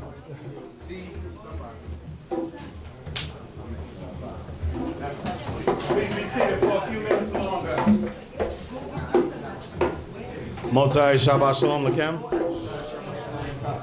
We give honor and praise to the Most High God for another beautiful Shabbat day. We all must say hallelujah. And so at this time, anybody here on online that wants to make a donation, please do so at this time. Anybody online who's looking to make a donation, please mail your donations to Congregation Beit D.C.B, B-E-I-T, letters D.C.B, at 382 Hamilton Avenue, Brooklyn, New York. Area code, I believe, is 11231. Once again, that's 382 Hamilton Avenue, Brooklyn, New York, 11231. Upcoming events. Next week is the IMA retreat in Maryland. For those interested, going to the Israelite Men's Association retreat, please see Chief Benjamin. He is in the building. Brothers will be out there. We'll be talking about issues that concern the nation and how we can continue to build and grow. Not this month, next month, on May 25th is our Unity Weekend. Everybody's excited about that, yes? Everybody listening online? What are our colors? And white, blue and white. So prepare now, don't wait for the last minute. Blue and white are the colors. Everybody coming to visit us that's gonna be a part of the weekend, blue and white are the colors. There are more than enough people in the congregation who have tickets for sale. Once again, our tickets are $60 for one single person. 2 tickets at a time, $100. So you get to save $10 on each ticket if you buy 2 tickets at a time. Tickets are now available. Please see us. We will be at the Africa House, located in the Flatbush Avenue section of Brooklyn. I forgot the name of the place at this time, but the address is on the tickets and on our flyer. Also, for those who don't know, June 8th of 2019 is Shavuot. That is our next holy day. We will be having a back-to-back holy day again. Please ask those kids to hold it down in the back. We'll be having back-to-back holy days again, Shabbat and Yom Rishon. So those of you who need to let your managers know and whoever you report to at work, our next holy day is June 8th of 2019. That is the day that you'll need off if you work on Yom Rishon. Also, July 21st of 2019, the Hebrew family of Charlotte will be having their Unity Shabbat. So those that are interested will go down that weekend, July 21st of 2019. Are there any other announcements? None? You sure? Gripes? Complaints? Birthdays. We didn't have not one birthday? We Israelites. There was not one birthday? Somebody had a birthday somewhere. Okay, so if that's it, please see Chief Elquana with your donations. Shalom, shalom, family. Congregation Beit D.c.b presents a day of praise to the Most High. When? May 25th, 2019, Memorial Day weekend. Come join us at our 3rd annual Unity Shabbat, which is named Kum, We Must Rise. We're at underneath the big tent at Restoration Plaza, located at 1368 Fulton Street, Brooklyn, New York. Come and join us and meet brothers and sisters from different states and from all over the world. Specially invited guests will be in attendance to bring a message of peace, love, and unity to the entire community. Our spirits will be in high praise to the Creator of heaven and earth. You won't want to miss this special event. Book your flights now so that you could be in there to partake of all of the praise and good times. Once again, Congregation Beit D.c.b invites you to our 3rd annual Unity Shabbat Kum, We Must Rise. We're at under the big tent at Restoration Plaza, located at 1368 Fulton Street, Brooklyn, New York. It's going to be an unforgettable weekend, as we will also have our Night of Elegance on May 26, 2019, at the Africa House, also located in Brooklyn, New York. For more info, please contact us at 347-622-9090 or go to our website, www.baitdcb.org, or email us at info@baitdcb.org. Thank you, and I hope to see you all there. Shalom, shalom.